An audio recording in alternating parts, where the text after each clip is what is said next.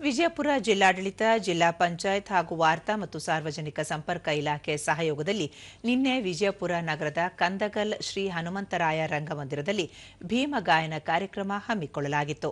ಅಪರ ಜಿಲ್ಲಾಧಿಕಾರಿ ಡಾ ಔದ್ರಾಮ ಕಾರ್ಯಕ್ರಮವನ್ನು ಉದ್ಘಾಟಿಸಿದರು.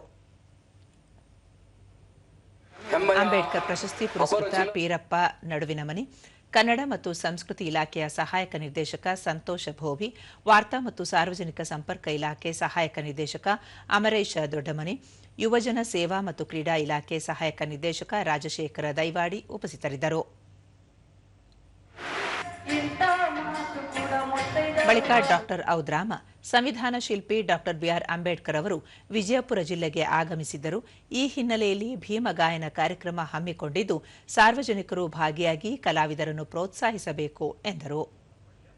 ಅಂತ ಹೇಳಿ ಒಂದು ಬುದ್ಧ ಬಸವ ಅಂಬೇಡ್ಕರ್ ಅವರ ತತ್ವದ ಆಧಾರದ ಮೇಲಿಂದ ಒಂದು ಅದ್ಭುತವಾದ ಸಂಗೀತ ಗಾಯನ ಕಾರ್ಯಕ್ರಮವನ್ನು ಏರ್ಪಡಿಸಿದ್ದಾರೆ. ಸಮಾನತೆಯ ಸಂಗೀತದ ಸಮರ್ಪಣೆ ಇವತ್ತು ಆಗಲಿ ಎನ್ನುವ ಆಶಯದೊಂದಿಗೆ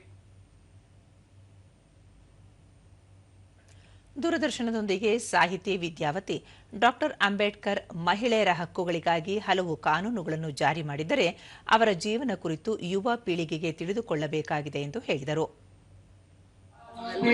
ನಿರಂತರವಾಗಿ ಪ್ರವಹಿಸ್ತಾ ಇದ್ದಾರೆ.